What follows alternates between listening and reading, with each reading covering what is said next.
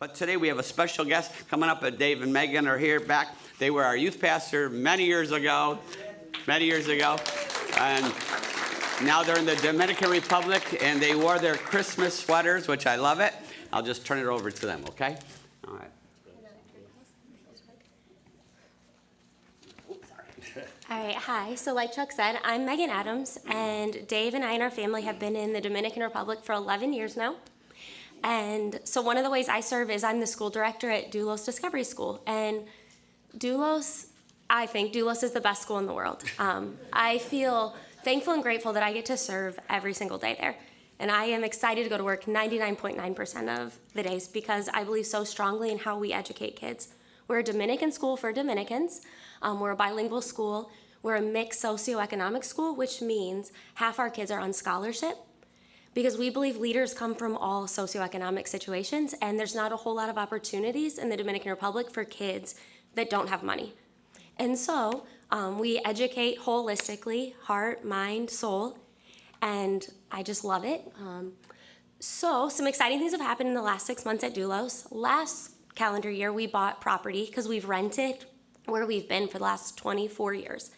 And we bought property, and God provided the $1.2 million in about 6 months to pay it off.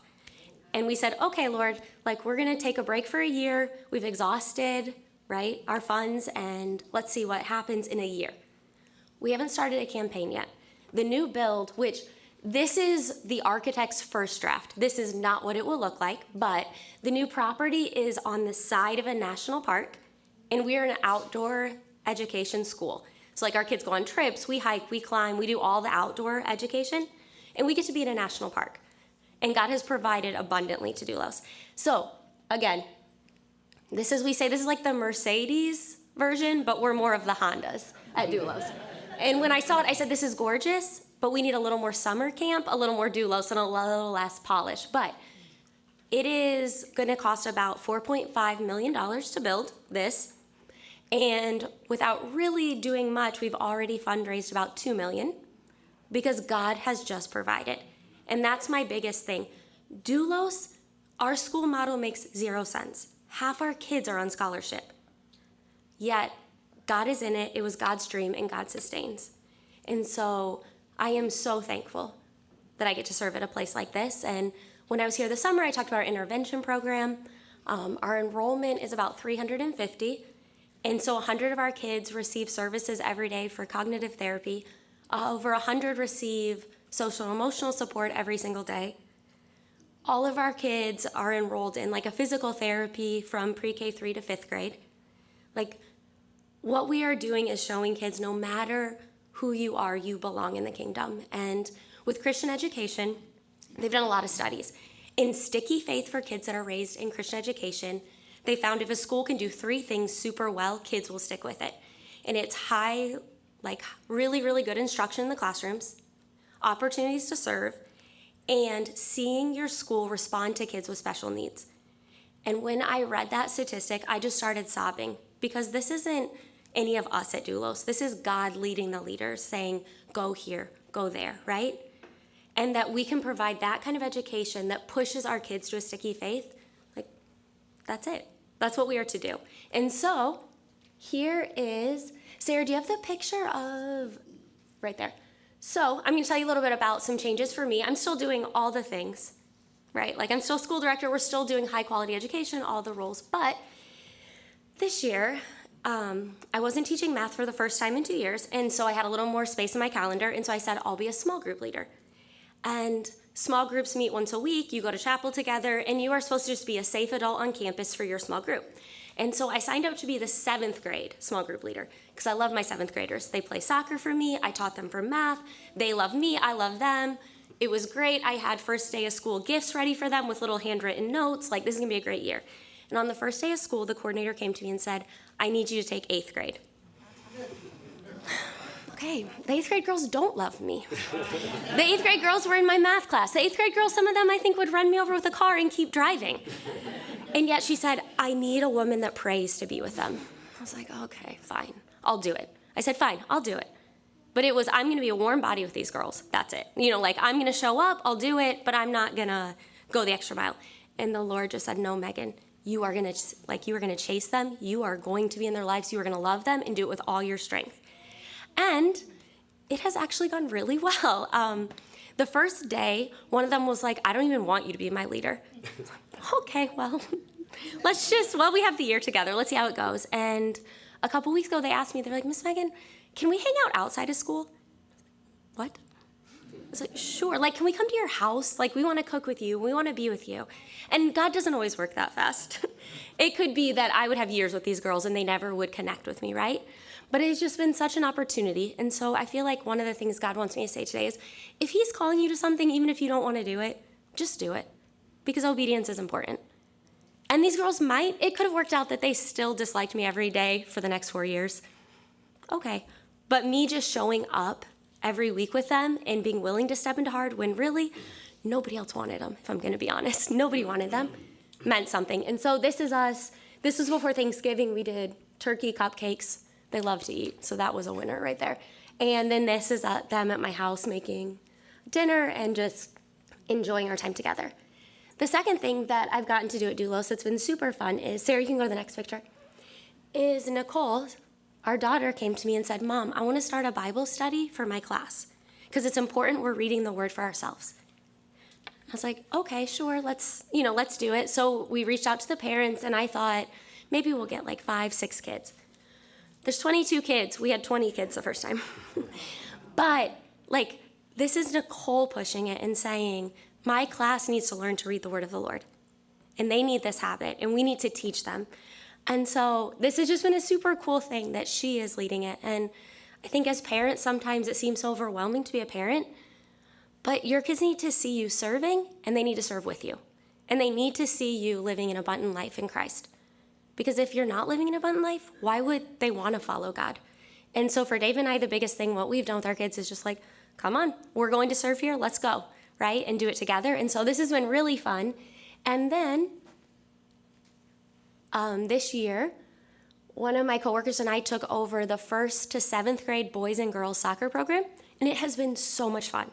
So from 3 to 4:30 every day, I get to go run around a soccer field with kids and just invest in them. And it has been so fun. And we won one of the hardest tournaments. We won first place, which was so, to see the kids succeed because we care about their character. And that's what we're doing. We tell them all the time, we're doing this to form your hearts for Christ. But to see them have success and good character when the other teams maybe didn't have good character is beautiful. And a fun crossover is, in this picture is my soccer girls, but they're also mostly our 7th graders. And they love to go with me to the girls' home where I serve every Friday. So there's a government-run orphanage that's all girls. And for about 2.5 years, I've gone every Friday with my best friend, and we take our daughters and we work with the teen moms. And my soccer girls love going. They get so excited when we say, yeah, you can come this week, let's go. And so we had a Christmas party where we gave them gifts and we did cookies, we made ornaments. And anyway, it's just really cool when God connects all the pieces together. And then, so this was our Christmas party, and these are some of our girls. And so, with our girls, we have about 13 to 15 right now, and they're all teen moms. They range from 12 to 17. And what we are doing is we do parenting, we do the gospel, we do it all together, right? But about, I don't know, how many months ago, Dave? Would you, Lisa? Maybe 6 months ago, when we were going, and Josh and Cole go sometimes, we were leaving, and Josh and Cole just kept talking about this one little boy. And he's the only boy that's a toddler that really knows, what's going on. And they kept saying, Mom, Jadiel needs something different. Jadiel can't keep growing up in this all-girl facility. Mom, we got to do something. And our plan was to take his mom and Jadiel when she aged out at 18 and have her come live with us because she doesn't have anywhere to go. And what happens there is the moms are free to go at 18, but if they don't have a safe place for their children, then the children remain in the custody of the government, and they have to go to a group home, and they will never get out, which is horrific. So with Julissa, we were like, when she's 18, we already told her, you can come live with us, not a problem. Well, then our kids keep saying, Mom, Jadiel needs something. And so we started talking about it, and so we decided that in January, Jadiel, who's 3, and Julissa, who's 16, his mom, are going to move in with us, and we're going to foster them because Jadiel needs a dad figure. And so you guys can be praying for that, because whenever we bring in foster kids, everything gets twisted upside down. And so please be praying for us for wisdom. And Jadiel has only lived in a group home. He doesn't know anything but an institution. He doesn't know what a house, like one time I said, I'm going home. He didn't know what a home was. He's never seen a house, right? And so for him, it's gonna be a huge transition. But then for her also, she's 16. She's been in government housing since she was 11. So it'll just be a weird balance of letting her have a childhood, have fun, but then you're still mom. Anyway, so if you guys can be praying wisdom over us, that will be very much appreciated. Now, Dave.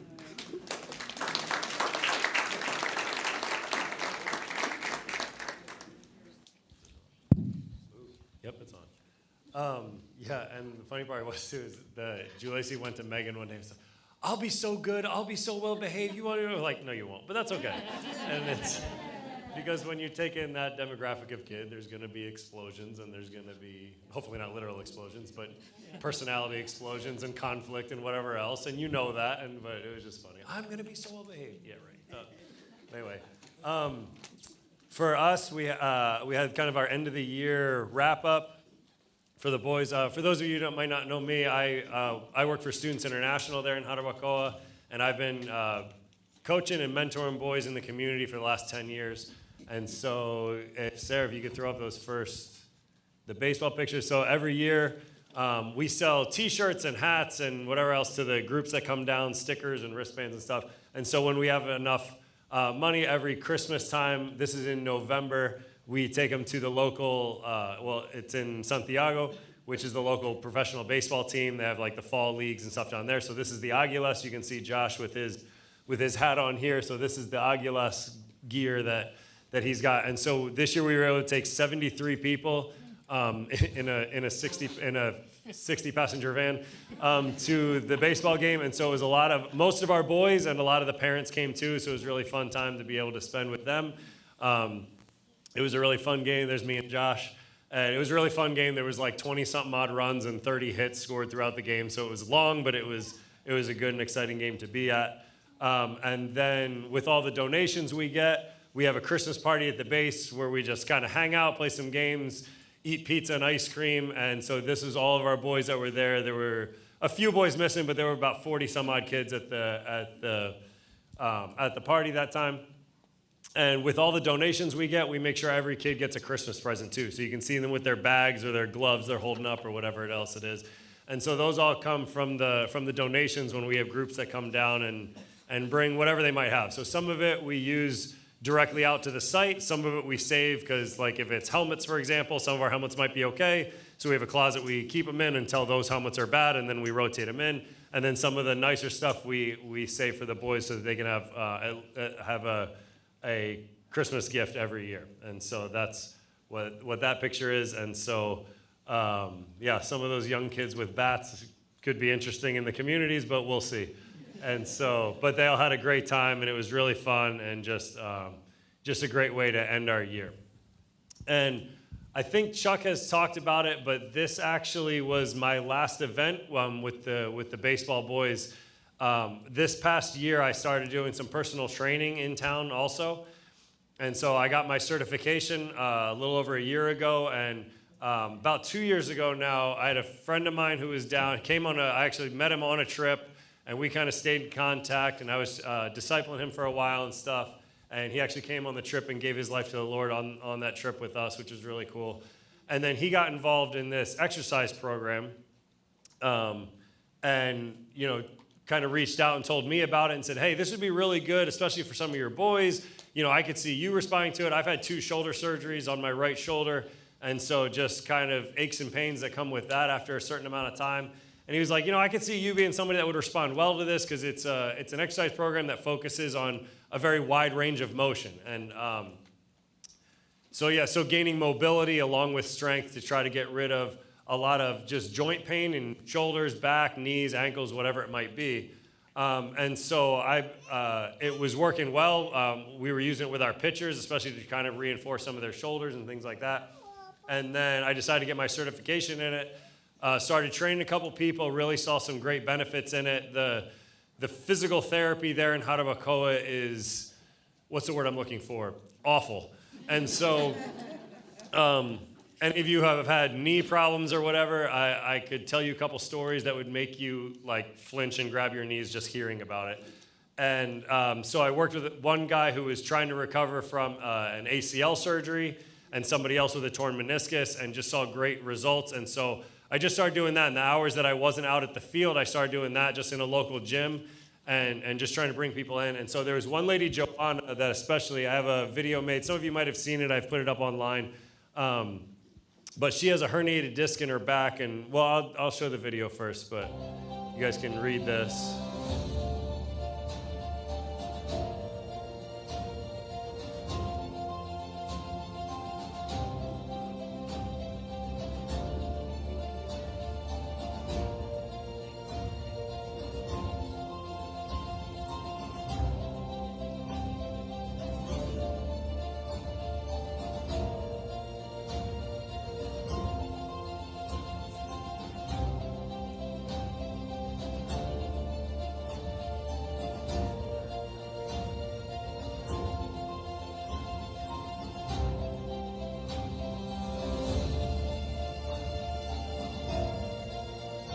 So,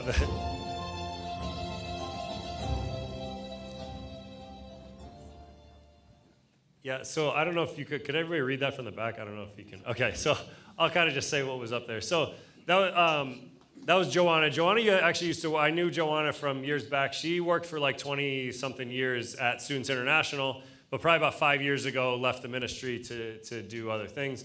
But somebody had told me she had severe back pain, and that was part of the reason she left the ministry. Also, she was a preschool teacher, and when you have a herniated disc in your back, being on the floor with preschoolers isn't, yeah. So you were like, oh.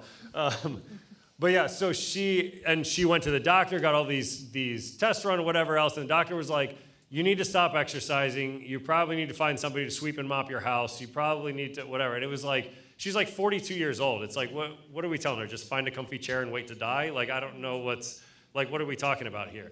And so I reached out to her and just said, hey, would you be interested in this? I've worked with other people with back issues. It's been showing some great results. Are you interested? And she goes, oh yeah, I would love that, whatever. So she came in and we did just obviously started out real slow because she has a herniated disc in her back. And she started doing different exercises. And then the next day I texted her just to see how she responded. So she said, hey, how's it going? She said, oh man, my back is at a level 2. And we didn't talk about a ton of what had been going on before. And I said, she said, my back's at a level 2 pain from like 1 to 10. And I said, well, that's good. What were you normally at? Because if you're normally at a 3, that's not that great of an improvement. And she was like, no, like 9 to 10 every day. And after one time, she was down to a 2. And she was like, Dave, you have no idea how much of a blessing this is. I actually slept through the night. And I was like, what? And she was like, no, before this, I wake up every half hour to 45 minutes because my back hurts and I have to shift sides and then I fall asleep. And then after a half hour, I wake up from the pain and I have to shift again. And that was her life for years. And and it was really cool because, so after one day, she's down to a level 2 pain, and we just kept working together. And after another week or two, I said, what's your pain level at? And she had this big smile and said, 0. I said, really? She goes, sometimes I wake up and I have like a little bit of stiffness. And I was like, well, I didn't cure the herniated disc you have. So yeah, you're going to have a little bit of stiffness. This isn't, or like even about a month ago, she missed about 10 days. She was a little bit sick. She was working in a different area, so she had to not be at the gym. And she came back and I said, well, how's your back doing? She goes, I'm actually at like a 3 or a 4 now, but man, after 10 days of not doing exercise, I'm only at a 3. Like, this is such a huge blessing. I know I'll get right back to it. We worked out together for like 2 more days, and I asked her how she was doing. She goes, nope, back to a 0. And so it's just been really cool to see guys like that. There was another guy, Willie, that I trained who had a torn meniscus in his knee, and he also has a herniated disc in his back. And he used to love to run, do high amounts of cardio and things like that. And he had wanted to walk across the country and get people to sponsor him for charity and things like that. And so he had to put that on hold, and he went like a year and a half without running because of just the pain in his knee and stuff. And so after about 3 months, I encouraged him to get on the treadmill and just try it. He had like no pain in his knee and stuff. And it was really cool. It was like looking at a little kid because he's like, I don't know if I can do it. And I was like, well, what's the worst thing that happens? You take 3 steps and you're just like, it kind of hurts. Let's stop. okay, it's not like you're not going to re-tear something or whatever else. The meniscus is torn. You're not going to tear it anymore. It's done. And so he gets on there and he starts jogging a little bit, and it was really cool to see because his face just lit up. He's like, it doesn't hurt. It doesn't hurt. I was like, yeah, that's great. And so it was just like really encouraging to see him do that. And so, and around that time, it's probably about a year ago or so, I kind of just started seeing like God was pushing me more in this direction.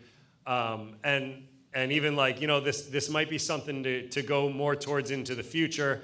There's a lot of people that, they work till 6 o'clock, but I was coaching baseball till about 6 o'clock at night. And then they're like, well, you could go at like 6:30. And it's like, yeah, but then I'd never see my kids, and that's a problem.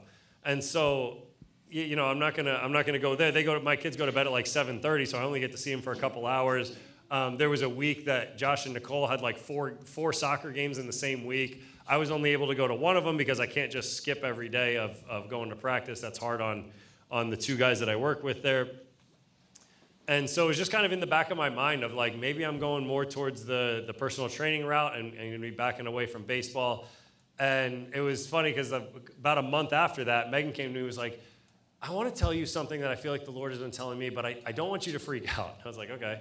And she was like, I think you just to be open to it, I don't know, but I think God might be calling you away from baseball to be doing this. And I said, yeah, I know.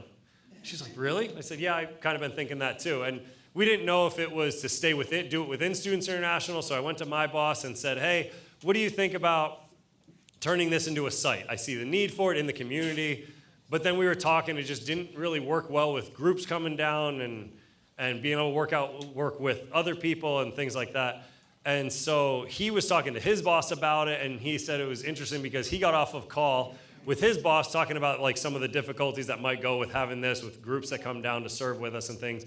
And he said he thought in his own mind, he's like, I wonder if Dave would just be happier like leaving SI to do this, leaving Students International to do this. And then I went into his office like the day after, and I was like, Eric, I just don't think this fits under the umbrella of Students International. What do you think about me possibly just being done?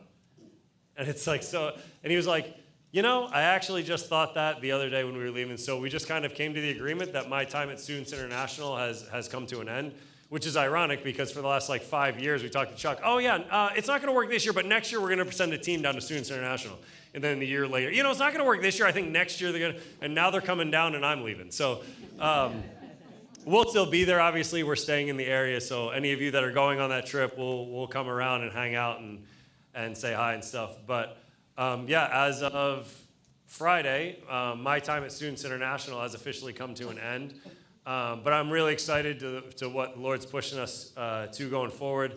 I know with not having baseball anymore, I've already had people reach out to me on several occasions. Hey, whenever you start training more people at night, I want to get in on this. I've got this pain and that pain, whatever else. Or I play basketball in several different teams in the area, and there's guys that are always like, hey, I saw so-and-so. I started training this one guy named Cesar who is like constantly recovering from a knee injury from a surgery he had 3 years ago. And he's all of a sudden like almost back to dunking and stuff. And so he's like my little walking billboard. And so I get a bunch of basketball guys that are like, hey, when can I train with you? I see what Cesar's doing. I want in on that, and that kind of thing. So it's been really cool. And these guys that don't go to church and aren't in the Word and things like that. So it just gives me a great opportunity. It's like, man, I spent an hour with these guys. And if you've ever had a personal trainer before or trained with people, it's like you're like half personal trainer and half like counselor because you just start talking about stuff, just talking about life and whatever else. And it leads to so many good conversations and just being able to share the gospel with people. So, that's kind of where the long and short of where the Lord's pushing me to this next season. So I'm really excited about that. The one part that's been a little bit difficult is we've had to move all of our support over from Students International to Doulos. And so those of you that support us have already, received that information. We reached out to a lot of people. But with that move, we've also had a lot of people drop off too. And so this is the first time, which is crazy. This is the first time in 10 years we've ever had to try to kind of raise a little bit more funds. And so if any of you that have kind of followed our journey would consider coming on our support team with us, we would greatly appreciate that. No amount is too big or too small, just whatever the Lord might be calling you to help. So if that's something you would be interested in, we can absolutely get you that information afterwards. But like I said, it's been crazy because somebody this summer was sitting down with us, and they were like, so how often do you guys go back to fundraise? We're like, we haven't. And they're like, well, how long have you been down here? 10 years. Like, in 10 years, you haven't re-fundraised. I said, no, our church is awesome. I said, we have, and a lot of, we have friends and people from all over that support us. And we had somebody that just started supporting us last year that it was crazy. So for a year, he's not going to continue supporting us, but he was on a missions trip with Students International 10 years ago. It was one of my first groups. And then he's like, hey, I remember this, and it really impacted me, so I wanted to start supporting your family. It was like, great. And so I think it was actually 2 years ago. And so he'd supported us for 2 years, but now that we're not at the field anymore, he just kind of wanted to stay with Students International, and so, which was great. That's completely fine, but the Lord had called him. We had a couple other people that they felt like the Lord was calling them to change their support to another area, which, again, you got to go where the Lord's leading you. And so, but that has affected our finances a little bit, so if there's anybody that would consider coming on our support team, we would greatly appreciate that. But, and just, again, to just say thank you. Just to say thank you to those of you who have stuck with us for so long. We went down on an original 3-year commitment and have overstayed that a little bit, and really have no end in sight, to be honest. We talk more about Josh and Nicole graduating from Doulos than we ever do about coming back home. And so I was joking with somebody the other day. They said, when are you guys thinking about coming back? I said, well, if you talk to Megan, it's every year around Christmas time after we visit family. And she's like, oh, what if we lived here and we were closer to this person and that? And then it's like a month later, we're like, man, our lives are awesome down here. And so we almost feel guilty sometimes that it's like, because people come on these trips and they're always like, I don't know how to describe it, but they're always just like, so how awful is it living outside of the United States? Just it's like, oh, you must be greatly suffering out here. And it's like, man, God has called us almost to our comfort zone. It's like it was difficult going there, and it was a difficult transition and things like that, but it's just become who we are now. And it's, even our kids sometimes will be back here, and Meg was just talking about that yesterday, like when we're here for 3 weeks, after like a week or so, my kids are just like, everybody speaks English here. When can we just speak Spanish again? And things like that. It's like, so sometimes when it's like just the 4 of us, we'll just start speaking in Spanish because it just kind of gets them. Remember when Josh was really young, we were at a pizza place one time and we were like, buddy, you want pizza? And he's like, no. He's like, you want a sandwich? No. Well, what do you want to eat? I want rice and beans and chicken.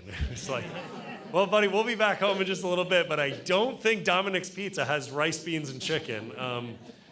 But just things like that, like, and they've grown up there. It's where they, it's funny because at first when we would come back, people would be like, welcome home. It's like, he wasn't born here.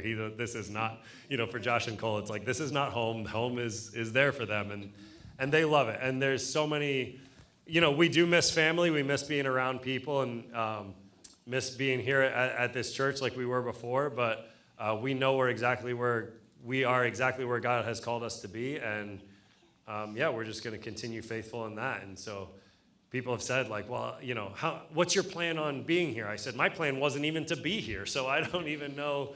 Like, when did you know you wanted to be a missionary? I was like, well, we signed the contract that October, so I don't know, probably mid-September we knew.